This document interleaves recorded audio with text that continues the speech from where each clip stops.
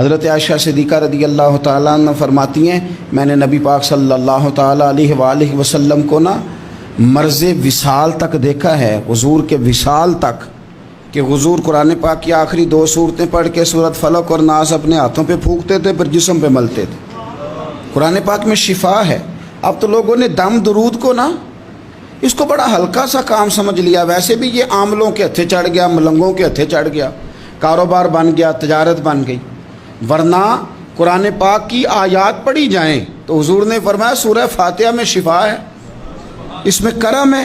یہ چیزیں جو بڑی ہمارے لیے سود مند تھی، فائدہ مند تھی، ہم چھوڑ گئے۔ ایک بڑی خوبصورت حدیث ہے، سنیے گا۔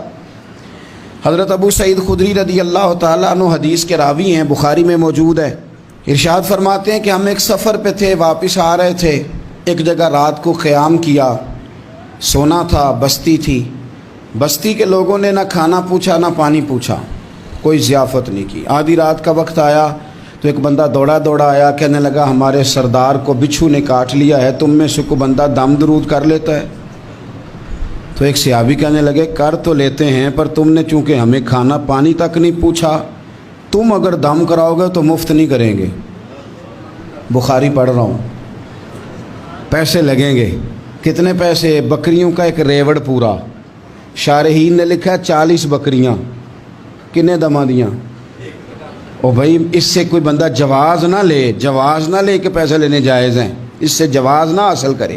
آپ بات کو سمجھیں، پس منظر کیا ہے؟ پانی تک نہیں تم نے پوچھا۔ کچھ لوگوں کا علاج ہوتا ہے، انہوں نے کہا پیسے لیں گے دم کر دیں گے۔ صحابی نے کہا حضرت ابو سعید خدری رضی اللہ تعالیٰ عنہ فرماتے ہیں وہ چونکہ تنگ تھے، بچھو کاٹ گیا، اور سردار کو کہا چل تو صحیح نا۔ وہ صحابی گئے، سورہ فاتحہ پڑھ کے دم کیا، اور حدیث بخاری سے میں آپ کو دکھاؤں گا۔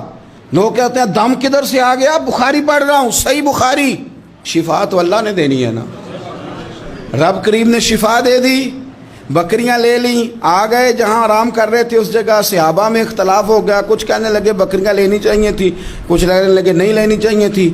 حضرت ابو سعید خدری رضی اللہ تعالیٰ عنہ فرماتے ہیں پھر ہم نے فیصلہ کیا چپ کر کے سو جاؤ، صبح حضور کی بارگاہ میں جائیں گے۔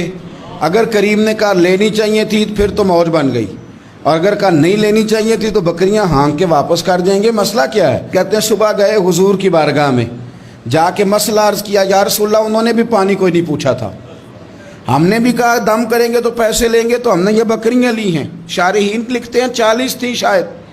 تو یا رسول اللہ اب کیا کریں؟ حضور مسکرانے لگے، حضور مسکرانے لگے۔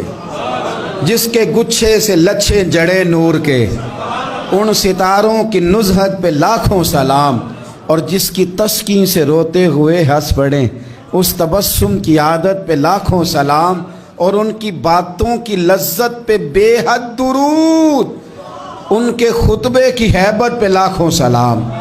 حضور مسکرانے لگے، اور مسکرا کے پوچھا اچھا پڑھا کیا تھا؟ یا رسول اللہ سورہ فاتحہ۔ فرمایا سکھائی کس نے تھی؟ کہا یا رسول اللہ آپ نے۔ فرمایا پھر آدھی بکریاں میری ہیں آدھی تمہاری ہیں، پر میرا حصہ نکالو نا۔